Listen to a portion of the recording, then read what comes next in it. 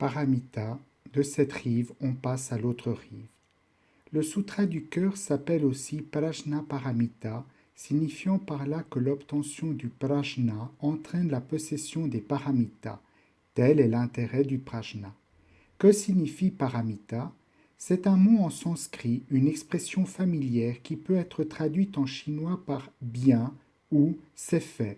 Par exemple, si quelqu'un te demande as-tu mangé, tu réponds paramita pour dire j'ai mangé, ou as-tu bien dormi, paramita pour dire j'ai bien dormi, ou encore est-ce que c'est arrangé, paramita pour dire c'est arrangé. Paramita veut dire aussi guider, c'est-à-dire de cette rive passer à l'autre rive. Grâce au prajna, nous sommes guidés pour passer de l'ignorance à l'illumination, de la souffrance à la joie, du mouvement au repos.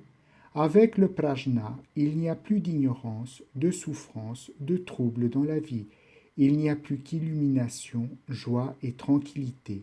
Avec le prajna, on sera délivré, on pourra être paramita. Une histoire amusante raconte. Un musicien et chanteur japonais, accompagné d'un élève, se rendait à l'étranger pour donner un récital. Il était habillé comme un moine bouddhiste. Dans l'hôtel du petit village où il devait passer la nuit, une femme devait accoucher, mais elle n'y arrivait pas. Elle criait et pleurait à cause des douleurs intolérables. Quelqu'un dit « Il me semble qu'il y a un bonze et un jeune novice qui logent dans la chambre voisine. On n'a qu'à leur demander de venir réciter un sutra pour faire passer le mal. » À cette demande, le musicien répondit « Je ne suis pas bonze, nous sommes des chanteurs. » Mais la famille insista « Ne nous refusez pas, soyez compatissants, c'est un moment important, récitez-lui un sutra, s'il vous plaît. » À ces mots, le musicien pensa « Comment vais-je faire, moi qui ne sais pas réciter les sutras ?» Mais voyant la femme qui criait et pleurait de douleur, il dit à son élève « Tant pis, nous n'avons qu'à réciter le sutra en chantant. » Et ce dernier lui répondit « Je ne sais pas le chanter, voulez-vous essayer d'abord ?» Ainsi le maître commença son chant, mais en arrivant à Mahaprajna, il ne savait plus la suite. Alors, sans réfléchir, l'élève poursuivit en disant « 1 heure, 2 heures sont passées, et à 3 heures, le bébé est né. » Et par hasard, le bébé vint au monde à 3 heures. Dès qu'ils entendirent les pleurs du bébé, toute la famille fut ravie. Ils pensèrent tous que le chanteur était un maître bienfaisant et éminent, et que c'était grâce à la récitation du sutra que le bébé avait pu naître sans plus de problème. Ce n'était qu'une simple coïncidence, mais nous voyons par là que le prajna est une coïncidence, et avec le prajna, on rencontre partout des coïncidences. C'est pourquoi le prajna est le centre du dharma, c'est l'élément essentiel de la vie. Recherchez le prajna et le trouver, alors la vie sera sans entrave et sans souci. Comment devenir paramita?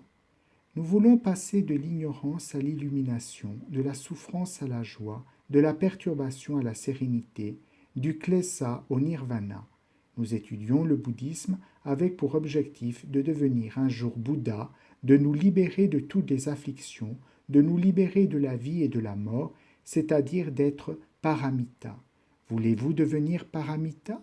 Voulez-vous être libéré? Dans les sutras, Bouddha nous a enseigné les méthodes d'apprentissage des 6 paramitas. Les 6 paramitas sont en fait les 6 principes de délivrance. Le dana, le sila, le xanti, le virya, le dhyana, le prajna.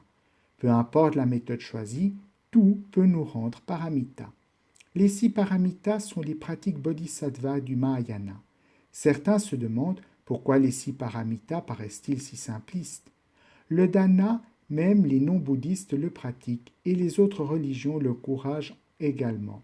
Le sila, tout le monde doit l'appliquer puisqu'il est la loi et que les autres religions ont aussi leurs règles. Prenons par exemple le dana. D'une manière générale, dans la société actuelle, l'entraide est souvent synonyme de relations mutuelles. Tu es pauvre, je suis riche, alors je dois t'aider. Tu es dans la misère, alors je te fais l'aumône. Je suis celui qui donne, tu es celui qui reçoit mes dons. Tu dois être reconnaissant envers moi. Je peux créer beaucoup de bonnes relations grâce aux dons. Je suis quelqu'un de bien.